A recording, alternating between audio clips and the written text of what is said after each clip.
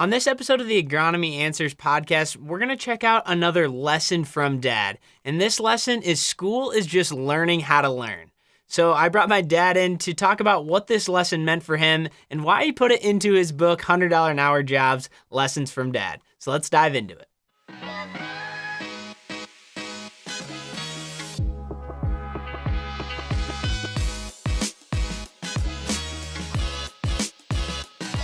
All right. Thanks, Dad, for joining me on this lesson from Dad. So today's lesson, school is just learning how to learn. To start off, when did you actually learn this lesson? Because it wasn't probably when you were in school. Okay, so here's my story. It was day one of college. My dad brought me to college that day. By the way, that was the last time he ever helped me move anywhere, anytime, anything. It was my very first day of college.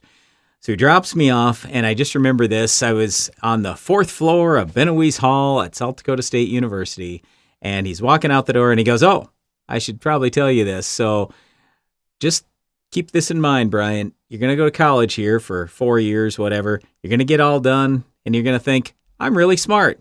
You're not. You're just here to learn how to learn." And so he ended up repeating that several times over the next few years, something about learning how to learn.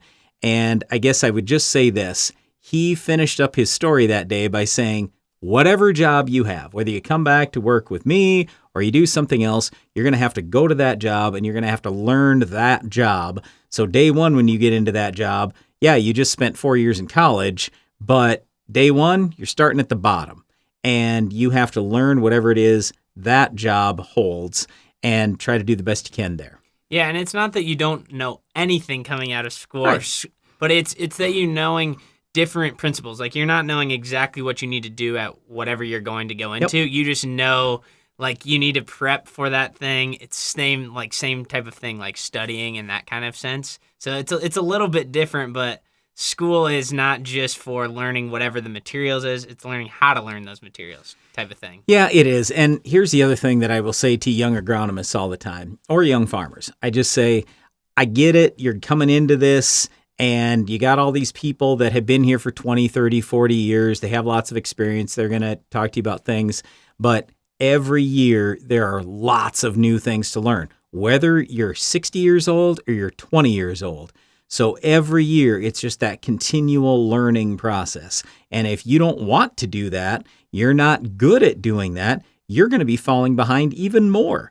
So you just every year have to spend time learning.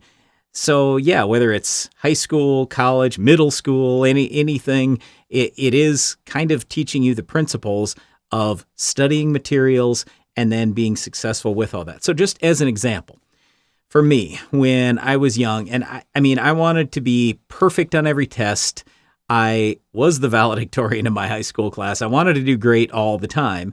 But one of the things that helped me a lot is I just remember there was a test and I had to remember a bunch of things. I'm like, well, I don't know how I'm going to remember this.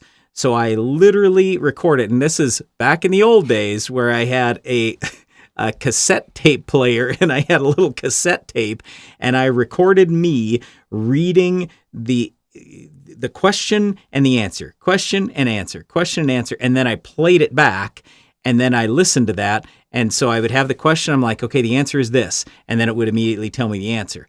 And so for me, that was something that really helped. So later in life, if there is something that I need to study, one of the things that's just helpful for me is I like to write things down. I see it on a piece of paper, and then I can commit that to memory a lot better than just hearing something.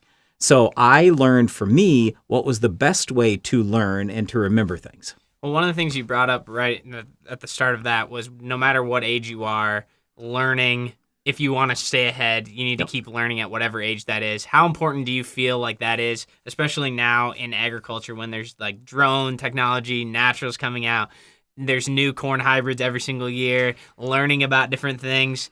How important is that even as you're getting older versus a younger generation? Okay, so the whole principle of this book, this $100 an hour jobs, it's really about time management.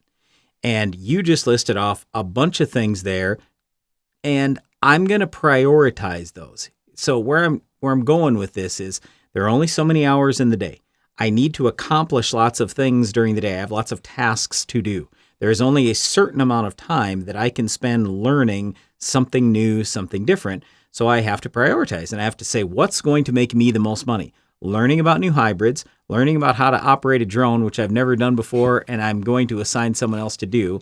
Or is it something else? I don't know what, but I mean, something else. I'm just saying, every day you have to make the choice of yes and no to probably 1,000 different things. And that's kind of where I'm going with all of this is I have to prioritize my time. I have to look at what's going to help me the most in my business and personally. And then I'm going to learn about that. I'm going to study that. I'm going to try to be an expert at that that's best for me and helps me.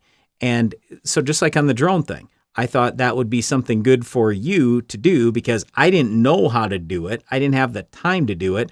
And you coming back into our operation, you had the time, you could learn it. It's not like it was that difficult. Well, like most things, it's not that difficult once you spend time, learn at it, practice it, everything else. So I just thought, hey, this would be a good thing where you can add some value to our farm. And that all worked out great. So now talking about this prioritizing the time thing, because you said what makes you the most money right now. Yep. So like, let's say it's planting season or spraying season or harvest season. You just want to go at what you're doing, not really worrying about learning different things or newer things going on. Is that something that you should prioritize at least a little bit of time doing, or is it kind of just depend on what's going on? Okay. So this is one of the things that I tell people, even as they're driving down the road. What are you listening to? Are you just listening to the radio? Are you listening to a fun podcast? Or are you learning something? Or are you making phone calls that you needed to that can help you in your business? Or like when you're out in the tractor, if it's on auto steer, you're paying attention to all this stuff, you're probably listening to something. Could you be listening to something that's helping you? I don't know what that is. Maybe it's some podcast. Maybe it's Ag PhD and you're learning more about agronomy. I'm just saying every minute of every day, we have to make choices on what we are spending our time at. And the good thing is with a lot of tasks that we're doing, we can be doing something else. So if I'm driving, that's a task and I got to drive somewhere, but I could be accomplishing something at the same time, a phone call, listening to something good, or I could just be wasting that time. Yeah, so there's so you can still get some things done. It's just prioritizing the fact of you wanting to learn, or if you don't want, want to. Yeah, and here's the other thing: a lot of people are going to say, "Well, I need my free time, and I don't want to do anything. I don't want to have to think about stuff." Well, it's totally up to you. You get to choose how you get to spend your life. But then 40 years later, don't complain if you don't have any money. That's basically what my dad told me. It was, you're here to learn how to learn. You've got to, at any job, focus on learning that job when you get there. And then you got to spend a lot of hours at it and really dedicate yourself to being great at it. Otherwise, don't be crying to me later when you're broke. That's what he said. So that was a couple things, like rewinding before you get 40 years down the line to someone younger coming into this or really going into any job coming out of college. You just mentioned a couple things of if you want to get ahead, learning about it, doing that kind of thing. What are some of the mistakes that you see younger people making or people getting into a new business, new company where they could excel, but they're making these mistakes here that they're kind of doing it improperly? Okay, but it just depends on what your definition of the word mistake is. Because again, as an American, we get to, for the most part, choose how we spend our time. So if we want to spend more time screwing around, we can certainly do that. But I guess the biggest thing, if you say we want to accomplish the most at our job, it's these lessons that my dad taught me that I put in this book. It's spending more hours at it, studying that, totally devoting yourself to that, and just fully committing everything you've got for those hours. And then, sure, you can do other things, but I guess I just encourage people, live in the moment. The moment right now is not, I got to text this person or I got to do this other social thing. No, it's you're working. So let's work. Let's accomplish as much as we can. Then when we get done, we're going to go be great at whatever other thing we're doing, whatever hobby, stuff with our family, any of that kind of thing. So I guess I just say pour everything into it, to each thing that you really want to prioritize in your life. So basically, stemming that down to the base, it's just basically focusing on whatever you're doing and doing it as well as you possibly can at that time. And then just continuing to learn. And a lot of learning is just trial and error. So we've talked about that. And that's one of the things that I reference a lot in this book as well. You've got to be trying new things. And our dad, he would be yelling at me and get after me if we made mistakes. But still, he wasn't stopping us from trying new things. And we would talk about that from time to time. You just want to try it on a small scale. And then it's just trial and error. You try a few things and you go, ooh, that didn't really work. Let's try this other thing. And eventually you find, oh, hey, this really works. And now we're just going to continue to expand that, spend more time at that. And we just want to find out in business how we make the most money with the least amount of time. So in other words, we want to do the jobs that make the most money, do the things that are the best. And so like for me, I'm trying to help farmers. And so if I was to just spend time working with 4 farmers, I think I could help them a lot. But I find that, hey, I can help hundreds, if not thousands of farmers if I do more speaking and media things and everything else, just trying to get more good information out there to people because it's really challenging in agriculture, especially today. So that's why we're here. And that's why I'm happy that I put in a lot of time that I had a lot in the past to learn these things. I'm happy that my dad pushed me the way that he did. Yes, I wasn't very happy about it at the time, but I sure am now because it's really paid off in the end here. Yeah. So along this topic, school is just learning how to learn. Is there any other points that you'd want to make just about that topic in general? Well, I would just say life is tough. Life is not going to be fair. And sometimes you're going to get pushed by different people. Like for me, it was my dad. He was always on me, always yelling at me, always telling me something that was contradictory to how me and my friends would think.